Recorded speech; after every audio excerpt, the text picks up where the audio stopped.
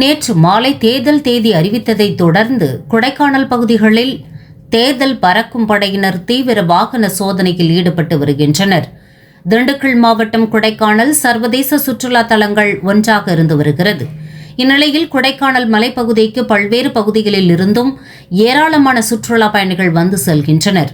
குறிப்பாக நேற்றைய தினம் இந்திய தேர்தல் ஆணையம் தமிழகத்தில் நடைபெறவுள்ள சட்டமன்ற தேர்தல் தேதி அறிவித்த நிலையில் நாடு முழுவதும் பல்வேறு தேர்தல் கட்டுப்பாடுகள் விதிக்கப்பட்டு நேற்று இரவு முதல் அமல்படுத்தப்பட்டு வருகிறது. குறிப்பாக ஆவணங்கள் இல்லாமல் ரூபாய் 50,000க்கும் மேல் வைத்திருக்க கூடாது என அறிவிப்பு வெளியான நிலையில் தமிழகத்தில் பல்வேறு பகுதிகளில் தீவிர சோதனையில் தேர்தல் அதிகாரிகள் ஈடுபட்டு வருகின்றனர். அதில் ஒரு பகுதியாக கொடைக்கானலில் அமைந்துள்ள வெள்ளி நீர்வீழ்ச்சி, நட்சத்திர ஏரி மற்றும் மேல்மலை கிராமங்களுக்கு செல்லக்கூடிய சாலைகளில் சிறப்பு அதிகாரிகளை நியமித்து கொடைக்கானலுக்கு வரக்கூடிய வாகனங்களில் தீவிர சோதனையில் ஈடுபட்டு வருகின்றனர்.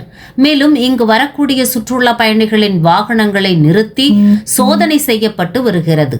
அதேபோல் வாகன ஓட்டிகளிடம் தேர்தல் ஆணையம் அறிவிப்பின்படி விதிமுறைகளை பின்பற்ற வேண்டும் என அறிவுறுத்தப்பட்டு வருகிறது. நியூஸ் 21 செய்திகளுக்காக தலைமை செய்தியாளர் குல் சுரேஷ்.